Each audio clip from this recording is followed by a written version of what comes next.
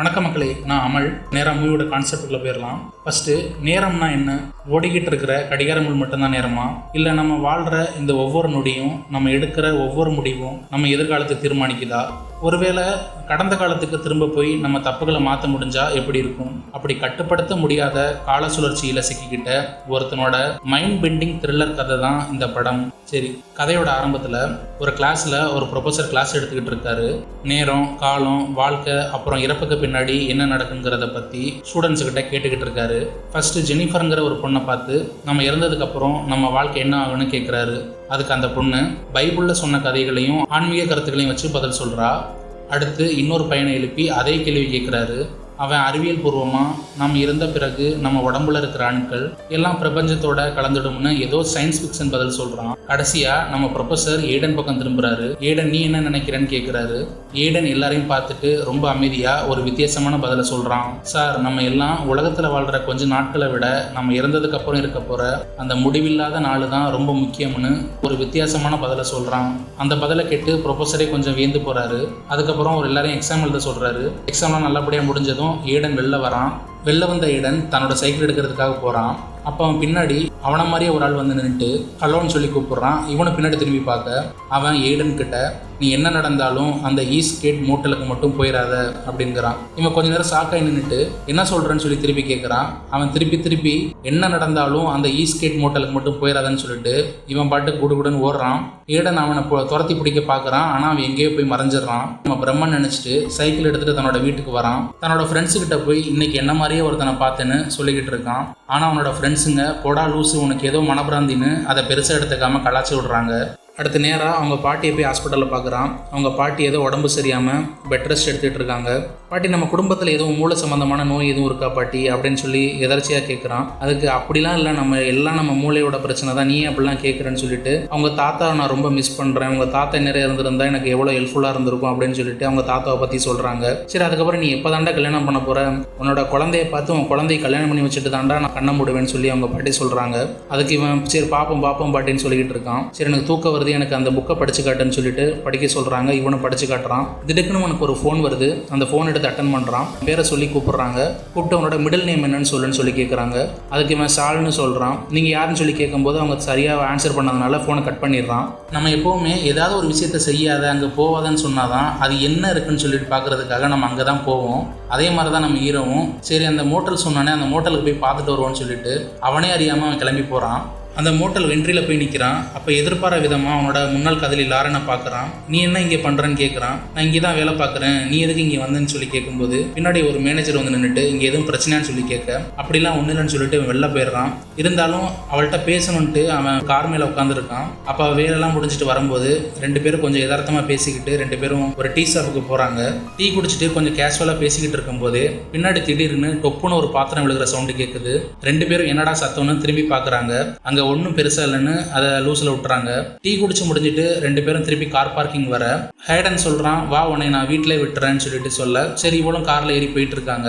போயிட்டு இருக்க வழியில் லோரன் வந்து ஏடன், நான் வந்துட்டு அதை நான் வந்து நம்ம பிரேக்கப் பண்ணுறதுக்கு முன்னாடியே சொல்லணுன்னு இருந்தேன், சரி நான் அதை சொல்லிடுறேன்னு சொல்லிட்டு இருக்கும்போது சரி சொல்லுன்னு சொல்லிட்டு இவன் ஏடன் வந்து அவளோட கண்ணை பார்த்துக்கிட்டு இருக்கான். அப்போ திடுக்குன்னு அங்கே ஈத்தாப்புல யாரோ ஒரு ஆள் நின்று கையசைக்கிற மாதிரி இருக்குது. அதை பார்த்துட்டு லோரன் அங்கே பாரு முன்னாடி யாரோ நிற்கிறாங்கன்னு ரொம்ப கத்துறதை பார்த்துட்டு வண்டியை வேகமாக திருப்ப அந்த கார் ஆக்சிடென்ட் ஆகி லோரன் அங்கேயே இறந்துடுறா. ஹாஸ்பிட்டலில் கண் விழிச்ச ஹேடன்ட்ட அவனோட ஃப்ரெண்டுங்க உட்காந்து பேசிக்கிட்டு இருக்காங்க. எனக்கு என்னாச்சுன்னு சொல்லி கேட்க, இல்லை உனக்கு கொஞ்சம் ஆக்சிடென்ட் ஆயிடுச்சு, ஹாஸ்பிட்டலில் இருந்து பாட்டிக்கு கால் பண்ணியிருந்தாங்க, பாட்டி வந்து எங்கள்கிட்ட சொன்னாங்க. சரி லோரன் எங்கன்னு சொல்லி கேட்கும்போது உங்கள் ரெண்டு பேரும் அழுப்பிக்கிட்டு இருக்காங்க. அப்புறம் இடையிலே போலீஸ் வந்துடுறாங்க. போலீஸ் வந்துட்டு இந்த மாதிரி நீ தான் வேணுக்குன்னு ஆக்சிடென்ட் பண்ணி கொண்டேன்னு சொல்லிட்டு அந்த ஃபேமிலி உன் மேலே கம்ப்ளைண்ட் கொடுத்துருக்காங்க. நீ இங்கேருந்து போகக்கூடாது, அப்படி போனீங்கன்னா உனக்கு தான் ஆபத்து, ஹாஸ்பிட்டல் விட்டு நீ டிஸ்சார்ஜ் ஆனேன்னு சொல்லி எங்களுக்கு தெரிஞ்சிச்சுன்னா நீ பெரிய விளைவுகளை சந்திக்க நேரிடும்னு சொல்லிட்டு இவனை மிரட்டிட்டு இவங்க போகிறாங்க. இல்லை சார், நான் இங்கே எங்கேயும் போக மாட்டேன், இங்கே தான் இருப்பேன்னு சொல்லிட்டு இவன் அழுகாத குறையா அதிர்ச்சியில் படுத்திருக்கும் போது ஆப்போசிட் பெட்டில் இருக்கிற ஒரு மொட்டத்தில் வயசான கிழவனை பார்க்குறான். அந்த தாத்தா இவனை பார்த்து லூசு மாதிரி சிரிச்சுக்கிட்டு, என்ன தம்பி குழப்பமாக இருக்கா, இங்கே என்ன நடக்குதுன்னு உனக்கு தெரியாது, ஆனால் எனக்கு தெரியும், உனக்கு உண்மை புரியணும்னா நீ உடனே அந்த ஈஸ்ட் கேட் மோட்டலுக்கு போ, அங்கே ரூம் நம்பர் 41க்கு போ, அந்த ரூமில் இருக்க பாத்ரூமில் ஒரு ஹோல் இருக்குது, அந்த ஹோலுக்குள்ளே நீ போயிட்டு வெளில வந்தீங்கன்னா உனக்கு எல்லா உண்மையும் புரியும்னு ஒரு க்ளூ கொடுக்குறான். அவன் உடனே யோசிச்சு பார்க்குறான், என்னடா என் பின்னாடி என்னை மாதிரி ஒருத்தனை பார்த்தேன், அவனும் ஈஸ்ட் கேட் மோட்டலுக்கு போவாதுன்னு சொன்னான், இவன் ஈஸ்ட் கேட் மோட்டலுக்கு போன்னு சொல்கிறான். இது ஏதோ மர்மம் இருக்குன்னு சொல்லிட்டு அதே ரொம்ப கூரியஸாக யோசிச்சுக்கிட்டு இருக்கான். நர்ஸு கொடுத்த மருந்தை குடிச்ச மாதிரி நடிச்சுட்டு நைட்டு எல்லாரும் தூங்குனதும் ஒரு ஃபேன்சி ட்ரெஸ் மாட்டிக்கிட்டு ஹாஸ்பிட்டல்ல இருந்து திருட்டுத்தனமாக தப்பிச்சு வந்துடுறான். போகிற வழியில் ஒரு சூப்பர் மார்க்கெட்டுக்குள்ளே போய் வாட்டர் பாட்டில் மட்டும் வாங்குறான். கடைக்காரன் இவனை ஏதோ திருடனை பார்க்குற மாதிரி விசித்திரமாக பார்க்குறான். அதை கண்டுக்காம பாட்டிலை வாங்கிட்டு நேராக அந்த ஈஸ்கேட் மோட்டலுக்கு போகிறான். மோட்டலோட மேனேஜர் கிட்ட பேசிக்கிட்டு ரூம் நம்பர் 11க்கான சாவியை வாங்குறான். ரூமுக்குள்ளே போய் கதவை தாப்பால் போட்டுட்டு எல்லாரும் தூங்குனதும் ரூம் 41க்கு போவோன்னு வெயிட் பண்ணுறான். நைட்டு எல்லாரும் தூங்குனதும் மெதுவாக ரூம் நம்பர் 11 இருந்து ஜன்னல் வழியாக ரூம் 41க்கு திருட்டுத்தனமாக நுழையிறான். அந்த தாத்தா சொன்ன குழியை பெட்ரூமில் தேடுறான். அப்புறம் தான் பாத்ரூமில் தானே சொன்னான்னு சொல்லிட்டு ஞாபகம் வருது. அதே நேரத்தில் மேனேஜர் படியில் ஏறி வர சத்தம் கேட்குது. பதறி போய் பாத்ரூமுக்குள்ளே ஓடுறான். அங்கே உண்மையிலே ஒரு சின்ன குழி இருக்குது. யோசிக்காமல் அதுக்குள்ளே குதிச்சிடுறான். மேனேஜர் வந்து பார்க்குறப்ப அங்கே யாருமே இல்லை. குழியிலிருந்து வெளில வந்து பார்த்தா ஹீடனுக்கு தூக்கி வாரி போடுது. ஏன்னா ஹாஸ்பிட்டல் அந்த கிழவன்ட்ட பேசிகிட்டு இருந்தாலும் அவன் வந்து இங்கே பெட்டில் ஒரு கையில் பாட்டிலும் ஒரு கையில் கத்தியும் வச்சுக்கிட்டு மேலே மேலே ஏறி குதிச்சு ஏதோ பாட்டு பாடிக்கிட்டு இருக்கான். இவனை பார்த்த உடனே நீ யாரா ஏன்டா இங்கே வந்த அப்படின்னு சொல்லி கேட்குறான். பொறுமையாரு, நான் தான் இவன் சொல்கிறான். நீ யாரா, எனக்கு நீ யாருன்னே தெரியாது, மரியாதை இங்கேருந்து போயிரு, இல்லைனா உன்னை குத்திருவேன்னு சொல்ல. சரி நான் இங்கேருந்து போயிடுறேன்னு சொல்லிட்டு இவன் வெளில போகிறான். அவன் வெளில வந்து பார்த்தா அங்கே இன்னொரு ஈடனும் லாரனும் கார்கிட்ட நின்று பேசிக்கிட்டு இருக்காங்க. அப்போ தான் ஈடனுக்கு பொறி தட்டுது. அந்த குழி வழியாக வந்ததில் இவன் ஒரு நாள் முன்னாடி வந்துட்டான்னு. அவங்க 2 பேரும் ஒரு பக்கத்தில் இருக்க டீ கடைக்கு போகும்போது அவங்களுக்கு தெரியாமலேயே அவங்க பின்னாடியே ஓடி வந்து ஒரு சேரில் உட்காந்து நியூஸ் பேப்பர் வச்சு மூஞ்சியை மறைச்சு நோட்டம் விடுறான். அப்போது இவன் பக்கத்தில் இவனோட காலேஜ் ப்ரொஃபஸர் வந்து உட்காந்து பேச ஆரம்பிக்கிறாரு. ஐயோ இந்த ஈடன் பார்த்துடக்கூடாதுன்னு ஈடன் பதறி போய் டக்குன்னு எழும்பும்போது அங்கேருந்த பாத்திரத்தை தட்டி விட்டுறான். நேற்று இவனும் அவனோட கேர்ள் ஃப்ரெண்டும் டீ குடிக்கும்போது பின்னாடி கேட்ட அந்த சத்தத்துக்கு காரணமே இந்த ஈடன் தான். அவங்க காரில் ஏற போகிறத பார்த்துட்டு ஐயோ இப்போ போனால் தானே அந்த ஆக்சிடென்ட் நடக்கும், நம்ம போய் அந்த கார் முன்னாடி இருக்கிற ஆளை விரட்டிட்டா அந்த ஆக்சிடென்ட்டே தடுத்துடலாம்னு ரோட்டுக்கு மூச்சு வாங்க ஓடுறான். ரோட்டுக்கு போனால் அங்கே எந்த ஆளையுமே காணோம். தூரத்தில் கார் வேகமாக வருது. ஈடன் கார் முன்னாடி போய் நின்று மெதுவாக வாங்கன்னு கை அசைக்கிறான். அட பாவத்தை, இப்போதான் இன்னொன்னும் புரியுது. லாரன் பயந்து போய் கத்துனது இந்த ஈடனை பார்த்து தான். இந்த ஈடனை பார்த்து கத்த போய் தான் அந்த ஈடன் காரை வேறு சைடு திருப்ப அந்த கார் ஆக்சிடென்ட் ஆகி இந்த லாரன் இறந்து போயிடுவா. அடப்பாவத்தை, இந்த ஆக்சிடென்ட்டு காரணம் நான் தானான்னு சொல்லிட்டு கொஞ்ச நேரம் புலம்பிட்டு பயத்தில் ஓடி வந்து அந்த ரூம் நம்பர் 41க்கு வரான். அங்கே இன்னொரு கொடூரம். கொஞ்ச நேரத்துக்கு முன்னாடி நல்லா இருந்த அந்த கிழவன் இப்போ பைத்தியக்காரத்தனமாக தன்னோட கையை அறுத்துக்கிட்டு ரத்த வெள்ளத்தில் கிடக்கிறான்.